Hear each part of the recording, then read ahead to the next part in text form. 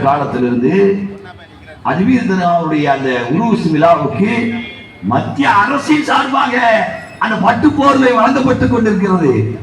ஆனாலும் அதன் மீதும் இந்த பாசிசம் குறிவைக்கும். அங்கே அதுவும் எங்களுக்கான இடம்தான் என்று குறிவைத்து இன்றைக்கு நிற்கிறது என்று சொன்னால் பாபர் பள்ளி அது அந்த ஒத்த பள்ளியோடு நிற்க போவதல்ல.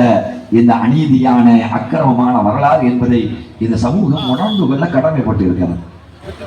எனவே இவர்களை விட்டு போகலாம் என்பதும் என்ற வாதமும் அபத்தமானது, ஆபத்தானது என்பதை இங்கே இந்த சமூகம் உணர்ந்து கொள்ள வேண்டும் என்பதற்காகத்தான் இன்றைக்கு 33 ஆண்டுகால அநீதி வக்ஃபு சொத்துக்களை மீட்போம் என்ற தலைப்பின் கீழாக பாபர் பள்ளி நாடு முழுக்க பாபர் பள்ளிக்கான போராட்டத்தை SCBI கட்சி நடத்தி கொண்டிருக்கிறது.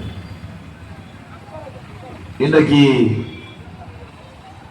ஜமாத்தே ஜம்மியத்தே இஸ்லாமிய ஹிந்து என்று சொல்லக்கூடிய உலமாய ஹிந்து என்று சொல்லக்கூடிய அமைப்பினுடைய தலைவர் அர்ஷத் மதனி சொல்கிறார், எனவே இந்திய திருநாட்டிலே முஸ்லிம்கள் பாவிக்கப்படுகின்றார்கள். அவர்கள் இன்றைக்கு பாவிக்கப்படுகிறார்கள் என்ற அவர்களுடைய மாநாட்டில் அவர் உரத்த குரல் இன்றைக்கு சொல்லியிருக்கிறார். நாடு முழுக்க பல்வேறு அநீதிகள், சாதாரண விஷயங்களுக்காக வேண்டியும் முஸ்லிம் சமூகத்தினுடைய வீடு இன்றைக்கு புல்டோசரால் இடித்து தரமட்டமாக்கப்படுகிறது. முஸ்லிம் சமூகம் ஆளுகின்ற வியாபார வணிக ஸ்தலங்கள் இன்றைக்கு புல்டோசரால் தரமட்டமாக்கப்படுகிறது. அவர்களுடைய வாழ்வு இன்றைக்கு கேள்விக்குறியாக இருக்கிறது. பாபரியை இடித்தவர்கள் இன்றைக்கு ஆட்சி அதிகாரத்தில் இருந்து கொண்டு இந்த சிறுபான்மை சமூகத்துக்கு எதிரான எல்லா சட்டங்களையும் இன்றைக்கு ஏற்றிக் கொண்டிருக்கிறார்கள்.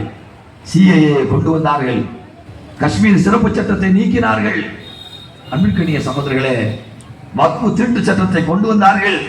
இப்படி பல்வேறு முஸ்லிம் விரோத சட்டங்களை கொண்டு வந்து முஸ்லிம்களை ஒடுக்கிக் கொண்டிருக்கின்றார்கள், அச்சுறுத்தி கொண்டிருக்கின்றார்கள்.